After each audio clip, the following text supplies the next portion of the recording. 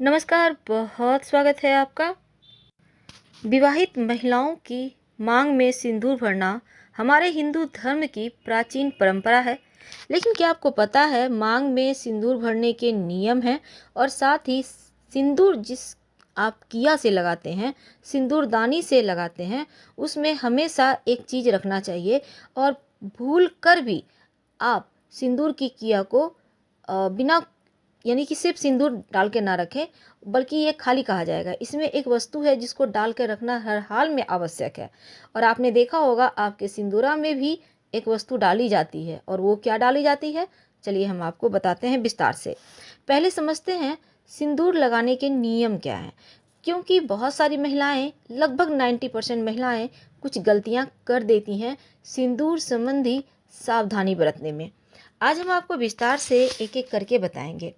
देखिए, सनातन धर्म में कुल 16 संस्कार हैं और उनमें से विवाह संस्कार भी हैं। और सभी हिंदू विवाहित महिलाएं अपने पति की लंबी आयु के लिए मांग में सिंदूर भरती हैं और इसे विवाहित महिलाओं के लिए एक श्रृंगार के अलावे काफ़ी शुभ भी माना जाता है। तो सिंदूर के नियम हैं।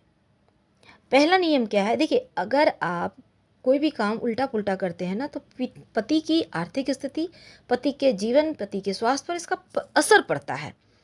तो देखिए, वैवाहिक जीवन में कलेश कलेश ना हो, पति स्वस्थ रहे, इसके लिए आपको कुछ नियमों का पालन करना चाहिए। तो पहला नियम है कि हमेशा ही आप अपनी मांग में बीचों बीच सिंदूर लगाइए।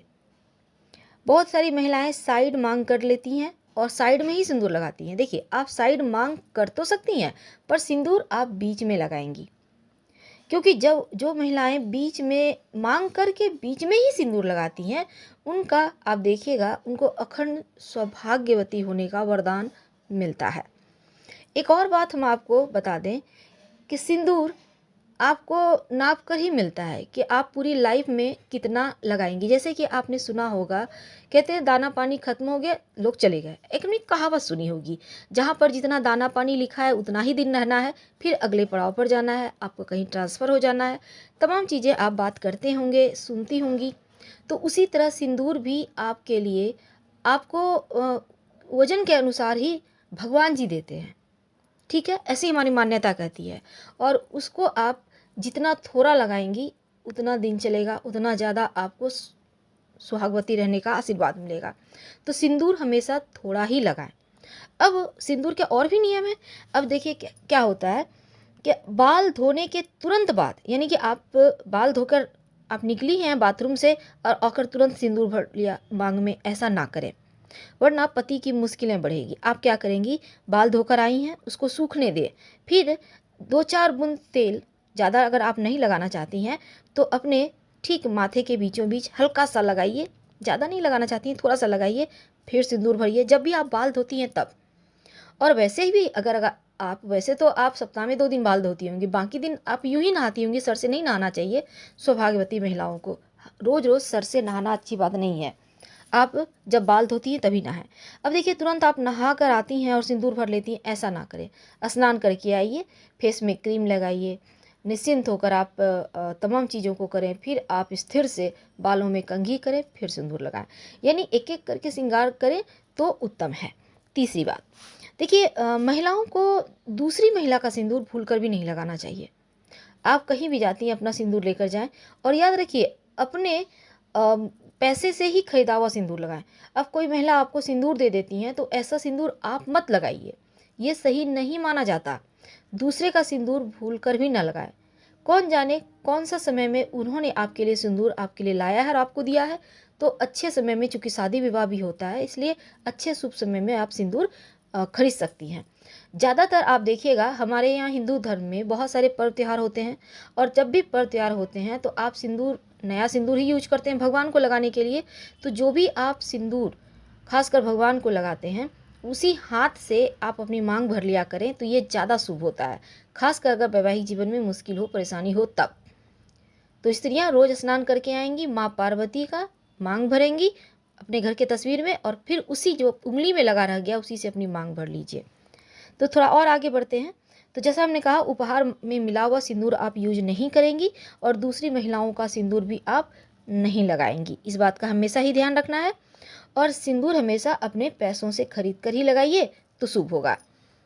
सिंदूर कई बार महिलाएं क्या करती हैं, खुद को यंग या लड़की दिखाने के लिए सिंदूर को बालों में बीच में लगाकर ढक लेती हैं। ऐसा मत कीजिएगा, ढकिएगा नहीं। सिंदूर को हमेशा माथे के ठीक बीच में लगाना है और एकदम से ऐसा लगाइए कि आराम से दिखे। अब देखिए, सिंदूर चूँकि बालों में छिपा देने से पति की मान प्रतिष्ठा पर भी प्रभाव पड़ता है इसका, तो ध्यान रखना है। मांग के बीच में सिंदूर लगाइएगा तो ये सबसे शुभ है। और यहाँ पर सिंदूर लगाने से मानसिक तनाव भी महिलाओं का कम होता है, पति की उम्र लंबी होती है। गीले बालों में भूलकर भी सिंदूर आपको नहीं लगाना है, इस बात को हमेशा ही आपको फॉलो करना है। और सिंदूर कभी भी आप किसी और के सामने मत लगाइए। कौन जाने किसकी दृष्टि में क्या है, कई बार नज़र लग जाती है, आपने सुनी होगी। इसलिए सिंदूर हमेशा छिप कर लगाएं। संभव हो तो सिंदूर लगाते समय आप बैठें, सर पे पल्लू रखें, दुपट्टा रखें, फिर लगाएं। अगर ऐसा संभव ना हो तो कोई बात नहीं, लेकिन छिप कर लगाएं। किसी के भी सामने आप सिंदूर ना लगाएं। अगर मान लेते हैं आपके पास जगह नहीं है, सबके बीच में ही लगाना होगा, तब माथे पे पल्लू रखकर, दुपट्टा रखकर, लोगों से छिपाकर फिर लगाएं सिंदूर, थोड़ा सा ओट करके, आड़ करके, ठीक है। तो ढक ले सिर को और फिर सिंदूर लगाइए तो उत्तम है। सिंदूर लगाते समय अगर ये सिंदूर आपके माथे पर यानी ललाट पर या नाक पर गिर जाती है तो पति का प्यार ज़्यादा पाने वाले होती है ऐसी स्त्री, ऐसा हमारा शास्त्र कहता है। अब देखिए, थोड़ा और आगे बढ़ते हैं। देखिए, गलती से भी अगर सिंदूर आपका गिर जाता है किसी भी तरह, तो आप घबराइए मत। सबसे पहले तो सिंदूर को आप उठा लें किसी भी चीज़ पर, पेपर वगैरह पे, और जो ज़मीन पर है उसको हल्का सा आंचल से, दुपट्टा से पोंछ दें। भूल कर भी सिंदूर जो गिरा हुआ है नाली में मत डालिएगा, ड्रेन में मत डालिएगा। इस सिंदूर को किसी पवित्र पेड़ के पास आप रख दीजिएगा। जो ज़मीन पे गिर चुका है उसको आप, वैसे अगर आपको लगता है कि वो एक ही जगह गिरा हुआ है तो उसको उठाकर आप फिर से अपने सिंदूरदानी में भर लें।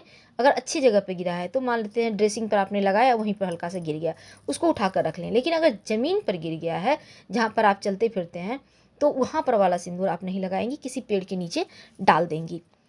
तो अब देखिए, माँ गौरी को अर्पित कर आप सिंदूर लगाइए, वो सबसे शुभ होता है, क्योंकि माता रानी का यहाँ आशीर्वाद भी मिलता है।